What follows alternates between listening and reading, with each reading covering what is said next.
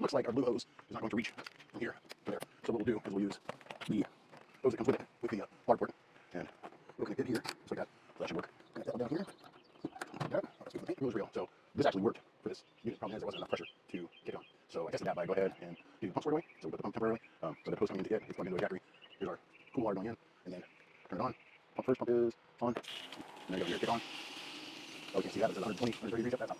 So I think this is how we can maybe turn it down. But read the instructions on that one. So maybe more water. So yeah, it's 154 degrees.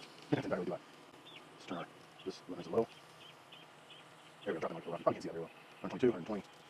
Still off the shower. 115. But you can see a lot of get to a nice as low as that will go. We'll just turn that water a little more. 111. Okay. Looks like we ran out of water.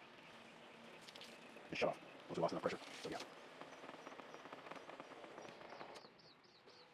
Let's